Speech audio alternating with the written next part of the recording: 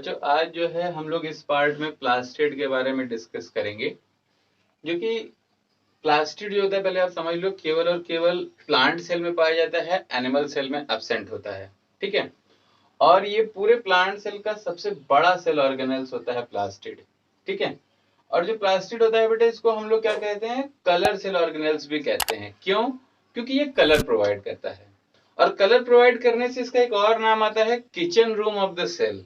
ठीक है। क्यों? क्योंकि ये फूड फॉर्मेशन में हेल्प करता है। So that's why the reason it is called a kitchen room of the cell. तो जैसा कि अभी हमने आपको बताया, it is only found in plant cell, not found in animal cell. Why? Because it gives the colour to differentiated on the basis of giving on colour. So they will be differentiated into 3 parts. कौन कौन से? तो chloroplast, chromoplast और leucoplast. तो chloroplast क्या होता है बेटे? जो क्लोरोप्लास्ट होता है वो आपको ग्रीन कलर देता है। ठीक है। ग्रीन कलर क्यों देता है? क्योंकि ये एक पिगमेंट कंटेन करता है जिसका नाम है क्लोरोफिल। तो क्लोरोफिल होने से क्या होता है कि ये क्या करता है, ग्रीन कलर देगा। तो आपने देखा होगा कि जितने भी प्लांट्स होते हैं वो क्या होते हैं, ग्रीन कलर के होते हैं। क्यों? क्योंकि वो फोटोसिंथेसिस के लिए उनको ग्रीन कलर इंपॉर्टेंट होता है। तो क्लोरोप्लास्ट क्या करता है, ग्रीन कलर प्रोवाइड करता है। क्यों? क्योंकि इसके पास एक पिगमेंट होता है, नाम है क्लोरोफिल, जिसके कारण प्लांट्स ग्रीन होते हैं। सेकेंड पार्ट आता है हमारा क्रोमोप्लास्ट। तो जो क्रोमोप्लास्ट होता है, except green all colour provide करते हैं। ठीक है। क्यों? क्योंकि इनके पास जो है एक अलग पिगमेंट होता है जिसको हम जेंथोफिल के नाम से भी जानते हैं। ठीक है। Xanthophyll, XENTHOPHYLL। ठीक है। जेंथोफिल जो होता है, ये क्या होता है कि ये कलर्ड पिगमेंट होता है जो आपको क्रोमोप्लास्ट में देखने को मिलता है, और जिसके कारण आपको क्या होता है कि डिफरेंट टाइप्स ऑफ कलर जो है मिलता है। तो थर्ड केस में आते हैं ल्यूकोप्लास्ट। जो ल्यूकोप्लास्ट होता है, that is known as colourless और व्हाइट इन कलर। सो अगर आपने देखा होगा तो बहुत सारे प्लांट, जैसे बनाना के पिल्स को हटाइए आप, तो व्हाइट कलर का मटेरियल आपको दिखाई देता है। जितने भी स्टेम होते हैं, ठीक है, उनके अंदर, मतलब हम लोअर इस प्लांट के स्टेम्स की जनरली बात कर रहे हैं। जैसे अगर हम बात कर ले पपाया, तो उनके स्टेम्स को आप देखो व्हाइट कलर का दिखाई देता है। ठीक है। तो ये क्या होगा, ल्यूकोप्लास्ट जो होते हैं वो कलरलेस होते हैं या व्हाइट कलर आपको देते हैं। ठीक है। तो क्यों देते हैं? क्योंकि इसमें भी एक एल्यूरोप्लास्ट, वर्ड याद रखिएगा, ALEUROPLAST। ठीक है। ALEUROPLAST। एल्यूरोप्लास्ट नाम का एक पिगमेंट होता है जिसके कारण इसका कलर व्हाइट कलर होता है या कलरलेस होता है। ठीक है। इसके बाद आपके सामने जो ये डायग्राम दिख रहा है बच्चा, ये क्या है? ये क्लोरोप्लास्ट का डायग्राम है। ठीक है, लाइक दिस इसका। क्योंकि ये मोस्ट इंपॉर्टेंट जो है पार्ट होता है प्लास्टिड का, और इसी के डिस्क्रिप्शन को हम लोग प्लास्टिड में इंक्लूड करते हैं। तो जनरली जो क्लोरोप्लास्ट होते हैं बेटे, वो डबल मेम्ब्रेनस स्ट्रक्चर होते हैं। आपको ऊपर का जो मेम्ब्रेन दिख रहा है, that we have to call the outer membrane, and the second one is known as inner membrane, and the space that are found between the outer membrane and inner membrane is known as intermembranal space. क्या बोल सकते हैं? intermembranal space.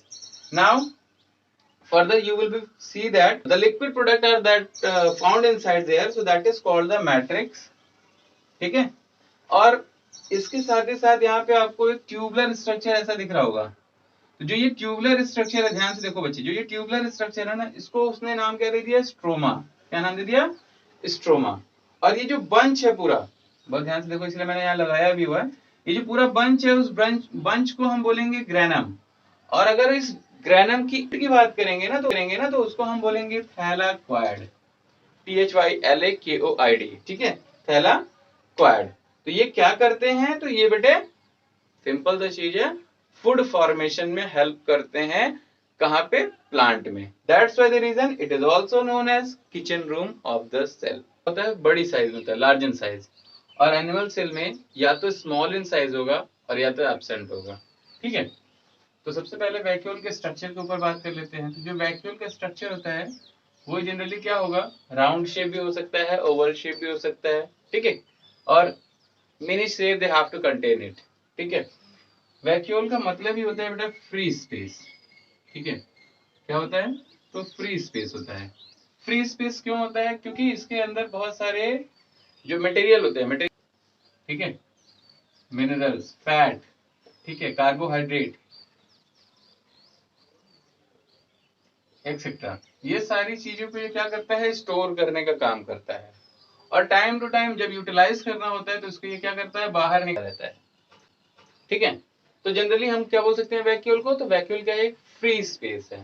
ठीक है, अच्छा, एक vacuole के अंदर और भी सारी, जैसे अगर कोई ऐसा वैक्यूल है जिसके अंदर फ्लूइड भरा हुआ है, तो उस फ्लूइड को हम बोलते हैं सेल सैप, याद रखेंगे, सेल टैप। ठीक है, और ऐसा वैक्यूल जिसके अंदर क्या हो, फ्लूइड भरा हो, उसको बोलते हैं हम लोग टोनोप्लास्ट, टोनोप्लास्ट। ठीक है, तो ये तो हो गई बात हमारी कि भाई क्या हो गया कि टोनोप्लास्ट क्या हो गया कि एक ऐसा वैक्यूल जिसके अंदर क्या हो, फ्लूइड भरा हो और उसकी आउटर कवरिंग हो। ठीक है, तो इस तरीके के वैक्यूल्स को हम लोग क्या बोल सकते हैं, टोनोप्लास्ट बोल सकते हैं, इसके आउटर कवरिंग को लेते हुए। इसका फंक्शन क्या है, तो सबसे पहला फंक्शन तो क्या हो गया, इसका स्टोरेज हो गया। ठीक है, क्या हो गया, तो स्टोरेज। दूसरा, ये क्या करता है, तो टर्जिडिटी प्रोवाइड करता है। ठीक है, क्या करता है, तो टर्जिडिटी प्रोवाइड करता है। टर्जिडिटी प्रोवाइड करने के साथ साथ और क्या करता है, तो ये ऑस्मो रेगुलेशन में भी हेल्प करता है बेटे। ठीक है, ऑस्मो रेगुलेशन का मतलब ये क्या होता है, एक्सचेंजेशन ऑफ मटेरियल, ठीक है, एट अ टाइम। डाइजेशन में भी, सेल के अंदर जो डाइजेशन होता है ना, उसमें भी ये हेल्प करता है। अगर एक्सेस अमाउंट ऑफ मटेरियल है तो उसको उसने क्या कर लिया, एब्जॉर्ब कर लिया। नीड ऑफ मटेरियल तो उसने उसको क्या कर दिया, दे दिया। ठीक है, तो इसमें एक और टर्जिडिटी के साथ साथ इसमें एक और वर्ड आप ऐड कर सकते हो, रेजिडिटी। ठीक है, रेजिडिटी। तो अभी हमारे पास कितने कितने पॉइंट आ गए, पहला वैक्यूल्स का क्या फंक्शन है, स्टोरेज का काम। दूसरा, टर्जिडिटी एंड रेजिडिटी का काम। तीसरा, इसमें क्या होगा कि ये साथ ही साथ डाइजेशन में भी हेल्प, और साथ ही साथ ऑस्मो रेगुलेशन में हेल्प करता है, एक्सचेंजेशन ऑफ मटेरियल में। ठीक है बेटा, नेक्स्ट पार्ट जो हमारा है वो लाइसोसोम है। ठीक है, तो लाइसोसोम का स्ट्रक्चर भी हम कह सकते हैं कि ये क्या होता है, स्फेरिकल एक स्ट्रक्चर होता है बेटे, और जो सिर्फ और सिर्फ प्लांट सेल में, सॉरी, एनिमल सेल में पाया जाता है। प्लांट सेल में ये क्या होता है, एब्सेंट होता है, या रेयर ऑफ रेयर केस में आपको देखने को मिल सकता है। इसके ये क्या होता है, तो सिंगल मेम्ब्रेनस स्ट्रक्चर होता है, और इस लाइसोसोम को हम एक और नाम देते हैं, सुसाइड बैग। ठीक है, सुसाइड बैग क्यों देते हैं, इस फ्लूइड को हम क्या कर सकते हैं कि एंजाइम का नाम दे सकते हैं, लाइसोजाइम। ठीक है, तो लाइसोजाइम का काम क्या होता है, ये एक ऐसा एंजाइम होता है जिसको हम लोग डाइजेस्टिव एंजाइम के नाम से भी जानते हैं। ठीक है, डाइजेस्टिव एंजाइम के नाम से भी जानते हैं। इतनी कैपेसिटी है इसके पास कि पूरे के पूरे सेल को ही डिस्ट्रॉय कर सकता है। और सुसाइड बैग क्यों कहते हैं, क्योंकि बेटा ये क्या होता है, जो लाइसोसोम होता है ना, जब किसी भी फॉरेन पार्टिकल्स के साथ क्या होता है, जब ये अटैच होता है, तो अटैच होने के बाद ये इसको सेल से बाहर निकालने के लिए ना खुद को डिस्ट्रॉय करता है।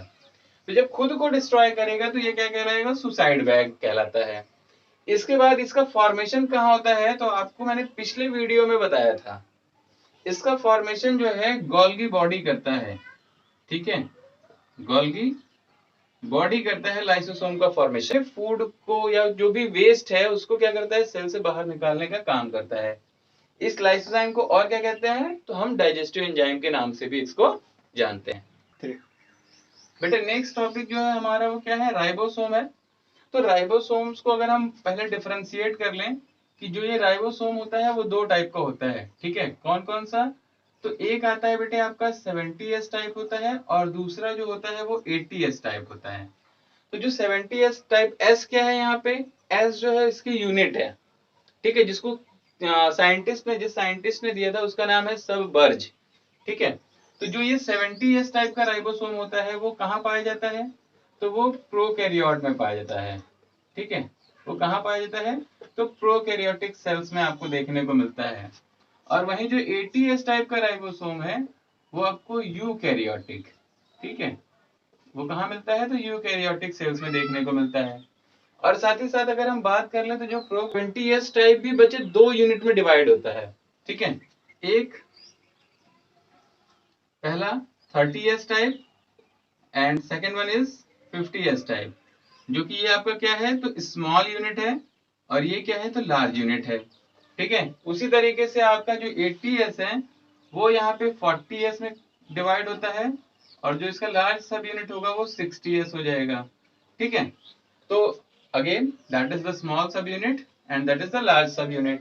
ठीक है, ये क्या हो रहा है तो ये प्रोकैरियोटिक सेल में पाया जा रहा है और ये क्या हो रहा है तो ये यूकैरियोटिक सेल में पाया जा रहा है। अच्छा, राइबोसोम का मेन फंक्शन क्या है तो बेटा इसका मेन फंक्शन जो है ना वो है प्रोटीन सिंथेसिस का।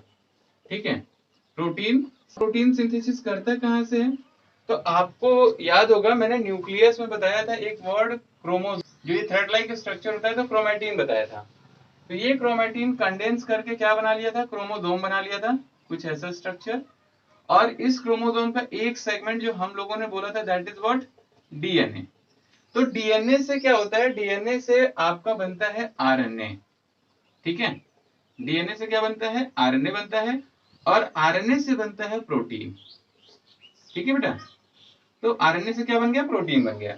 तो ये जो प्रोटीन बना ना, इस प्रोटीन की सिंथेसिस कौन करता है तो राइबोसोम करता है, यही इसका फंक्शन है। अगर वो प्रोकैरियोट्स में रहा तो 70s टाइप का राइबोसोम करेगा और अगर यूकैरियोट्स में रहा तो 80s टाइप का राइबोसोम करेगा। ठीक है, जो है वो हमारा क्या है, सेंट्रोसोम है। बेटे लास्ट टॉपिक आपका सेंट्रोसोम है।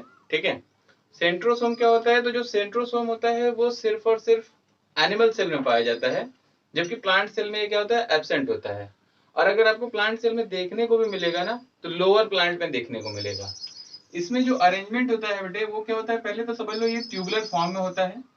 ठीक है, और जो इसका अरेंजमेंट होता है वो 2 to 3 डिफरेंट पार्ट में होता है। जैसे 9:2 के पार्ट में भी आपको कहीं क्या हो गया, ये काम क्या करता है तो इसका मेन फंक्शन यही है कि ये हेल्प करता है किसमें तो सेल डिवीजन में हेल्प करता है बेटे।